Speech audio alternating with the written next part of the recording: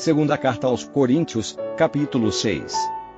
Comentários de Mário Persona e Lineu Binotti.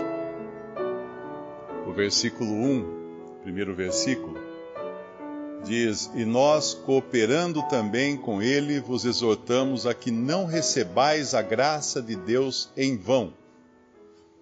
O que significaria receber a graça de Deus em vão? Alguém receber algo e isso não ter efeito algum nessa pessoa?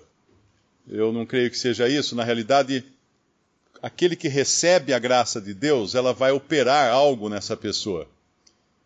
Sempre que eu falo da salvação imperdível, a salvação que é irrevogável, que Deus dá para aquele que crê em Jesus como Salvador, algumas pessoas vindas principalmente do meio pentecostal retrucam, dizendo: mas então basta crer em Jesus e aí eu posso viver cair na gandaia, posso viver do jeito que eu quero? Bom, se a pessoa tem esse pensamento, ela ainda não recebeu a graça de Deus e nem entendeu o que é a graça de Deus. Porque a graça de Deus, ela é operante. Para a gente entender isso, lá em Tito, capítulo 2. No capítulo 2, o apóstolo Paulo vai dar instruções a Tito quanto às exortações que ele deveria dar aos irmãos e irmãs numa determinada assembleia, e ele vai falar então desde o versículo 1 ao que convém à sã doutrina. Depois tem instruções para os mais velhos, instruções para as mulheres idosas. Essas devem ensinar as mais jovens e não o próprio Tito. As idosas deveriam ser as mestras das mais novas. Depois ele fala dos jovens, como deveriam ser os jovens. E em tudo, versículo 7, te dá, por exemplo, de boas obras. Paulo falando a Tito. Em tudo te dá, por exemplo, de boas obras. Na doutrina mostra incorrupção, gravidade, sinceridade, linguagem sã e irrepreensível, para que o adversário se envergonhe, não tendo nenhum mal que dizer de nós. Exorta os servos a que se sujeitem a seu Senhor e em tudo agradem, não contradizendo, não defraudando, antes mostrando toda a boa lealdade, para que em tudo sejam ornamento da doutrina de Deus nosso Salvador. E aí vem o versículo 11, explicando o porquê de todas essas exortações. Porque a graça de Deus se há manifestado, trazendo salvação a todos os homens, ensinando-nos que, renunciando à impiedade e às concupiscências mundanas, vivamos neste presente século sóbria, justa e piamente, aguardando a bem-aventurada esperança e o aparecimento da glória do grande Deus e nosso Senhor Jesus Cristo, o qual se deu a si mesmo por nós, para nos remir de toda iniquidade e purificar para si um povo seu especial, zeloso de boas obras. Então a graça de Deus, quando recebida como tal, como sendo a graça de Deus, a graça salvífica, a graça que salva, através da fé no Senhor Jesus Cristo, ela vai ensinar a pessoa a andar assim. A graça de Deus se há manifestado trazendo salvação a todos os homens, obviamente pela fé em Cristo, pela obra que ele consumou na cruz do Calvário, uma salvação irrevogável, que ninguém pode perder, porque ninguém a conquistou de si mesmo, foi algo que Deus determinou, e a pessoa que creu em Cristo realmente, ela foi eleita antes dos tempos, na eternidade ainda, para essa salvação que havia de ser manifestada nos últimos dias. Então, essa graça de Deus nos ensina tudo isso que vem a partir do versículo 12 de Tito. E voltando lá em 2 Coríntios 6, quando ele fala: nós cooperando também com ele, vos exortamos, que não recebais a graça de Deus em vão. Então, o que seria receber a graça de Deus em vão? Seria receber a graça sem ser ensinado a respeito daquilo que vem no pacote. Que vem no pacote da graça. Então, uma pessoa que fala assim: então quer dizer que se só crer em Jesus, eu posso viver do jeito que eu quero, eu posso cair na gandaia, eu posso... Não é bem isso. Não é bem isso. Porque se a graça de Deus realmente operou num coração, essa pessoa vai aprender com a graça de Deus a maneira de andar. Não que ela não corra o risco de andar de maneira diferente. Ela pode até ser salva e desejar continuar andando na carne, e Deus ela tem um pai agora. Antes ela era uma bastarda, mas agora ela tem um pai. Ela tem um pai que vai discipliná-la e vai até o ponto de poder tirar a sua vida, caso ela não sirva de testemunho aqui nessa terra, que é o que a Bíblia chama de pecado para a morte. É uma vida torta de tal maneira que não serve como testemunho cristão. Então, o que Deus vai deixar essa pessoa fazendo aqui? Só para atrapalhar o testemunho cristão. Então, ele pode tirá-la daqui, como tirou Ananias e Safira em Atos, e tirou... Ananias e Safira, né? O nome. E iria tirar também, nós não sabemos o que se tirou ou não, provavelmente não, porque houve arrependimento, aquele homem de 1 Coríntios 5, que estava dormindo com a madrasta. Então, quando a graça realmente teve efeito numa alma, essa alma vai aprender com a graça. E aqui Paulo vai falar disso. Se lá ele exortava, em Tito ele exortava como Tito deveria agir e ensinar os irmãos para que eles aprendessem da graça de Deus, aqui Paulo vai falar a respeito do seu próprio ministério. Porque não adiantaria nada ele que ministrava também não andar segundo a maneira como a graça ensina a andar. Eu acho que tem até um hino que nós cantamos, a graça ensinou meus pés a caminhar. E aqui em Paulo, então, ele vai falar a respeito de si mesmo, quando ele fala no versículo 3, não dando nós escândalo em coisa alguma, para que o nosso ministério não seja censurado. Ou seja, antes, como ministros de Deus, tornando-nos recomendáveis em tudo. E aí ele vem com uma lista de atributos que são gerados pelo Espírito na alma de um crente verdadeiro, de um crente genuíno. Ele vai falar a respeito de si mesmo, porque isso tudo que ele fala aqui seria impossível ao homem na carne cumprir. Na muita paciência, nas aflições, nas necessidades, nas angústias, nos açoites, prisões, tumultos, trabalhos, vigílias, jejuns, etc. Então, na realidade, essa é a consequência da graça recebida como tal, não apenas de uma mudança religiosa na alma de uma pessoa. No capítulo anterior, Coríntios, Paulo está defendendo o seu ministério por causa do ataque que estava sofrendo daqueles que, entre os coríntios, instigavam a duvidar do apostolado de Paulo. Né? E no capítulo 5, no finalzinho do capítulo, quando ele está falando a eles, ele fala no versículo 20, de sorte que somos embaixadores da parte de Cristo, como se Deus por nós rogasse. Rogamo-vos, pois, da parte de Cristo, que vos reconcilieis com Deus. Agora, no capítulo 6, ele vai começar a falar no sentido de trazer os irmãos em Corinto a, com ele, cooperar, ser trabalhador junto com ele nessa obra de reconciliação que ele tinha pedido para que os irmãos em Corinto se reconciliassem com Deus e pregasse também isso, rogasse a todos os homens a reconciliação com Deus, porque todos pecaram e todos estão destituídos da glória de Deus. Então existe a necessidade da reconciliação, e isso é por meio de Cristo. E agora aqui no capítulo que nós estamos vendo, capítulo 6, versículo 1, ele fala, na nossa versão tem uma palavra a mais aqui, que no Darby não fala.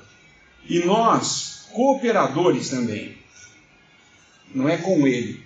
No capítulo, em 1 Coríntios 3, se eu não me engano, ele fala, isso é uma verdade, que nós somos trabalhadores juntamente com Deus, ou seja, trabalhamos também para Deus.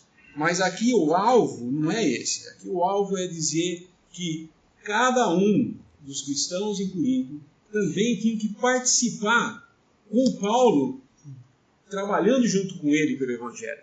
E como fazer isso? É o que ele está falando aqui. Versículo 2, esse parênteses, que é uma citação de Isaías 49, está dizendo que o tempo aceitável de fazer isso é hoje. Então, não é a questão de eu me reconciliar com Deus e agora viver minha vida para mim mesmo. Mas, uma vez reconciliado, hoje é o dia da salvação. Eu tenho que, junto com todos aqueles que fazem isso, caminhar juntos para ganhar almas e para edificar aquelas que são salvas ao conhecimento da verdade. Ontem à noite o irmão comentou sobre isso, da necessidade que existe do evangelista de trazer o evangelho, pregar o evangelho e sair da frente para deixar Deus fazer. E isso é verdade. Essa é a obra do evangelista. E o que nós vemos é exatamente isso. No Novo Testamento a gente vê os evangelistas saindo, eles saíam, pregavam. Nós vemos muitos irmãos que viajam, que estão na obra, que fazem isso. Eles visitam, distribuem folhetos, saem da cidade e nunca mais voltam lá, mas a obra começou lá. Ele jogou a semente, ele sai semeando. Ele não vai atrás do resultado da sua semeadura, porque não depende dele mais. Porém, nós vemos Paulo falando sobre isso, que um planta, outro rega, mas quem dá o crescimento é Deus. Em 1 Coríntios ele fala sobre isso. O trabalho de, uma vez jogada a semente, ela germinou e começou a nascer, existe o trabalho de poda, de cuidar dessa planta. Os que trabalharam com essa parte de agronomia, de plantação, ou mesmo tiver um sítio, sabe como é que era cuidadoso, tinha que ser cuidadoso. Plantava lá o pé de laranja, não é só jogar semente, esperar crescer e dar a laranja e só colher a laranja. Ele tinha que ir lá, cortar os galhos que estavam nascendo errado, os matos que podiam competir com a nutrição dessa árvore, ele tinha que ir lá e cortar esse mato. Então existe um trabalho, depois de reconciliado, existe um trabalho de manutenção para crescimento do conhecimento de quem é, de que fé nós temos. Por isso ele fala aqui, receber a graça de Deus em vão. Porque se eu recebo a graça de Deus, guarda ela para mim e morreu aí, e ninguém mais pode falar mais nada para mim, porque agora só entre eu e Deus? Não, ao contrário. Uma vez que eu recebi essa graça, de graça recebi, de graça eu dou agora, eu tenho que levar ela. E nós, como um todo, trabalhamos juntos nisso, no conhecimento mútuo, cada um aqui tentando levar o seu irmão, em Hebreus fala, instigando o irmão ao amor, provocar o amor nos irmãos, e não só achar, bom, agora Deus faz tudo. Ele faz sim, mas quando nós nos entregamos a essa ideia de que agora já não dependo mais de ninguém, só eu e Deus, e desprezo os irmãos, a que ponto eu chego? A que cada um é dono do seu próprio nariz, que cada um faz o que bem entende no seu próprio coração. Mas não é assim. O crescimento como assembleia, como corpo, é necessário de toda ajuda, de todo ligamento, da ajuda mútua de uns com os outros. E é o que Paulo está querendo trazer aqui. E no trazer isso, ele fala então, hoje é o dia aceitável, porque é agora que nós precisamos fazer isso. Nos céus nós não vamos precisar ficar preocupados com o que cada um vai fazer. Porque todos estaremos fazendo a mesma coisa, porque todos estaremos transformados e não temos mais esse corpo que leva muitas vezes a nós desanimarmos um pouco, ou diminuirmos no nosso trabalho, porque temos a nossa própria vontade para fazer e não a vontade do Pai. Então acaba diversificando um pouquinho a coisa, né? Vou dividir meu tempo.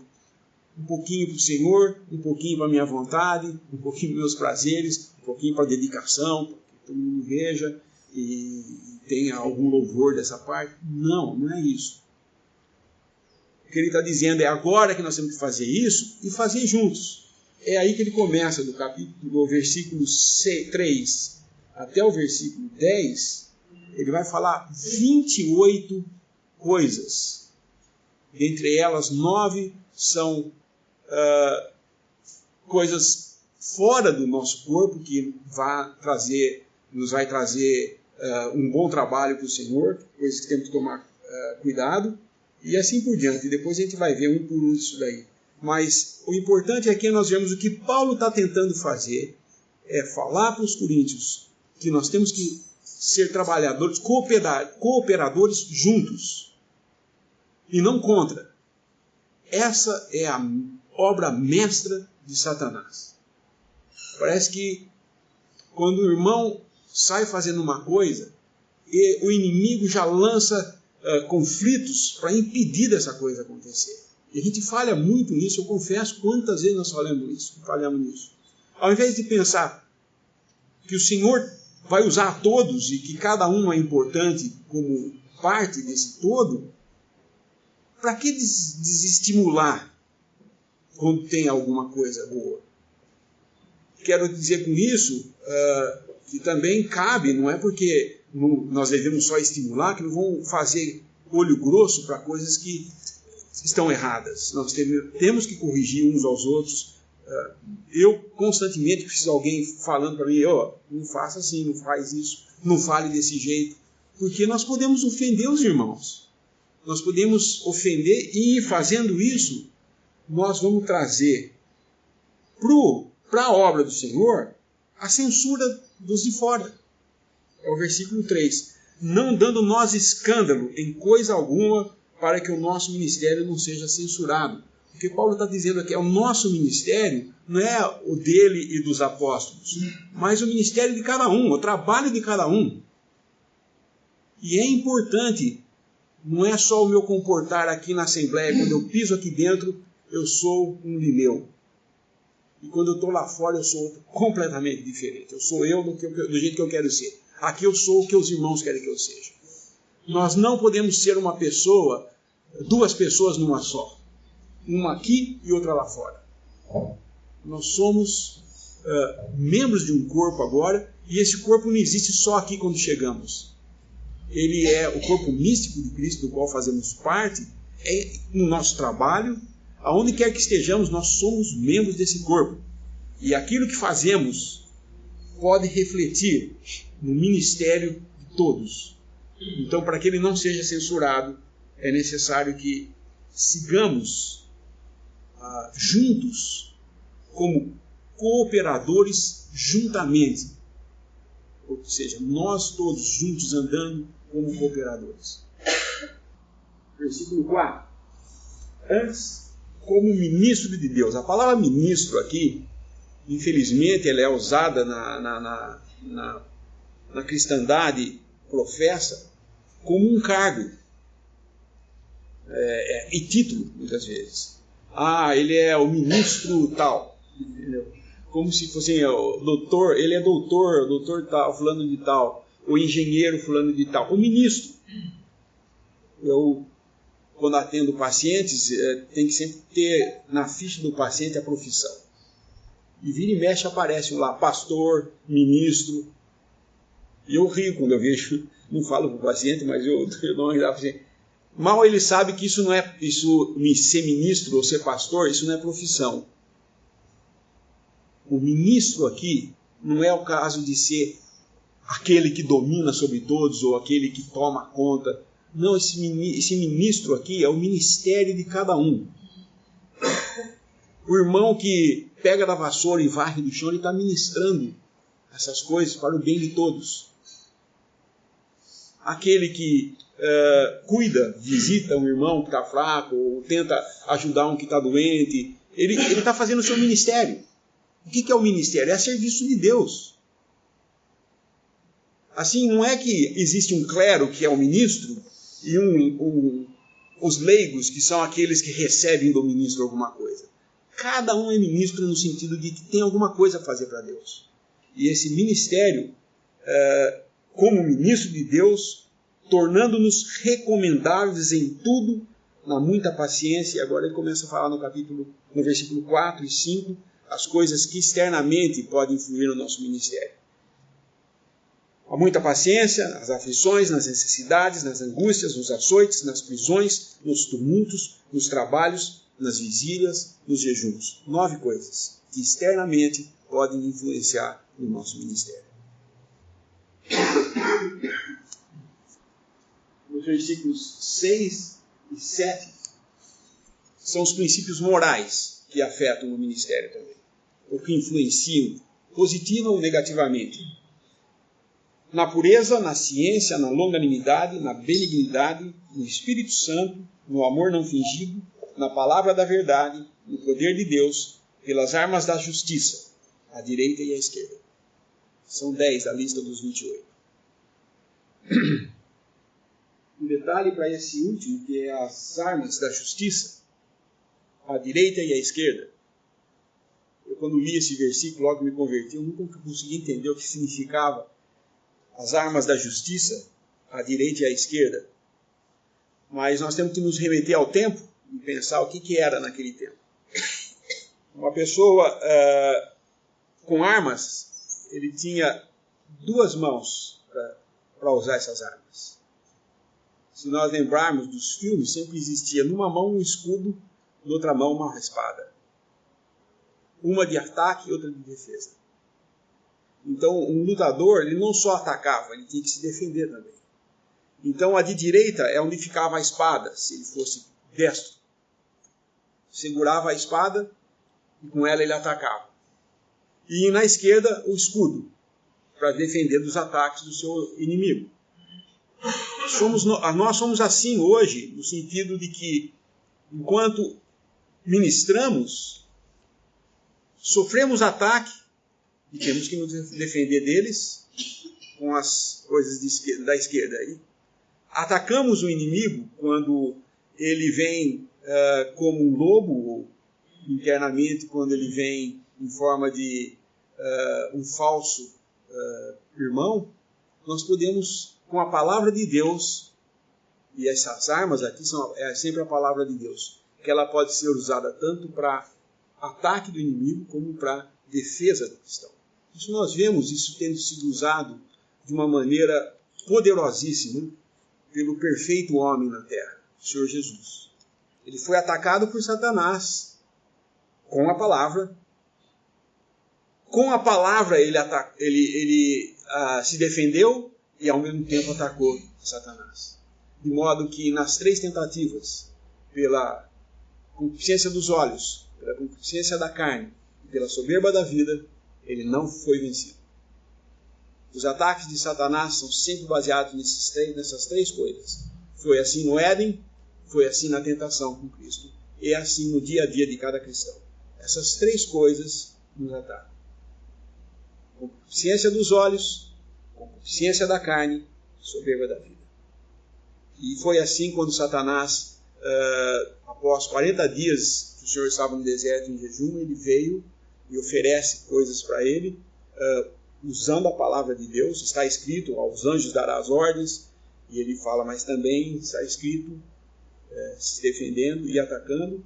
E assim nós vemos a necessidade de essas coisas morais serem empregadas no nosso ministério também. Não é porque o irmão falou no início sobre a pessoa se converter e achar, bom, agora eu estou livre, Cristo me libertou. Eu pergunto, libertou como? Libertou a sua carne para fazer o que quer? Ou te libertou da escravidão do pecado? Onde a carne fazia o que queria e era, por natureza, inimiga de Deus. Há uma grande diferença. O que Deus nos libertou foi a libertação da escravidão de Satanás e de servir a Satanás, para que agora nós possamos servir aquele que nos salvou. A liberdade de servir a Deus nós temos hoje. Nós não tínhamos antes de nos converter. Nós não tínhamos liberdade porque nós não tínhamos sequer acesso a Deus por causa dos nossos pecados. Mas pela morte de Cristo, pelo derramamento de sangue e pela sua ressurreição, Ele alcançou para nós agora uma vida e uma posição de liberdade, porque Ele nos redimiu daquele patrão severo que tínhamos, e agora, comprados por esse sangue, somos de um novo patrão, por assim dizer. Temos agora um novo Senhor, não aquele que nos sugava, fazia-nos viver das nossas paixões e das nossas concupiscências, e isso lhe gerava mais morte ainda, e gerava mais condenação, mas nos libertou agora para servirmos ao Senhor em santidade de vida.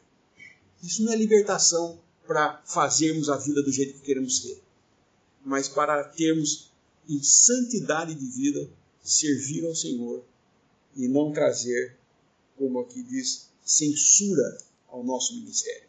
Por isso essas 10 coisas morais que ele cita nos versículos 6 e 7. Só para completar, os 3 últimos versículos, que é 8, 9 e 10, ele traz as coisas paradoxas, né, uma em oposição à outra. Na palavra da verdade, por honra e por desonra, são antagônicas. Por infâmia e boa fama, como enganadores e sendo verdadeiros, como desconhecidos, mas sendo conhecidos, como morrendo, e eis que vivemos, como castigados e não mortos, como contristados, mas sempre alegres, como pobres, mas enriquecendo a muitos, como nada tendo e possuindo tudo.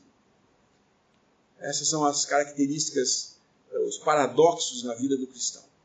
O mundo nos vê do outro lado e Deus nos vê do lado de cá. Então,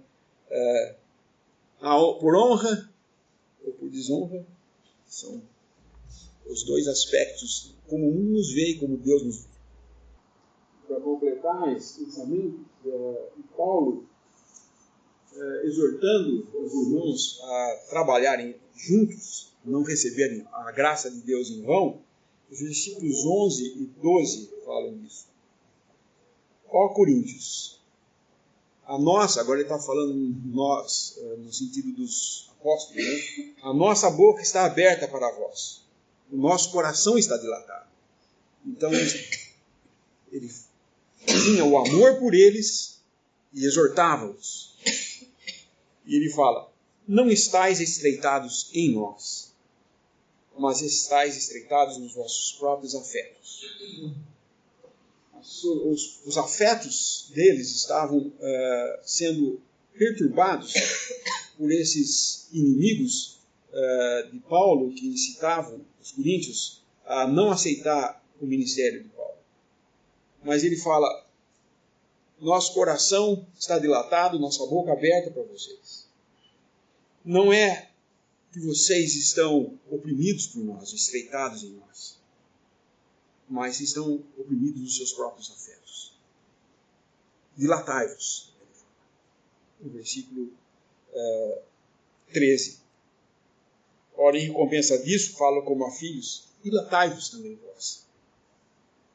Ou seja, abram seus corações e falem também junto comigo, não contra mim.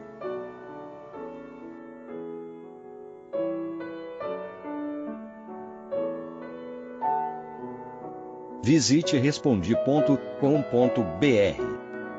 Visite também 3minutos.net.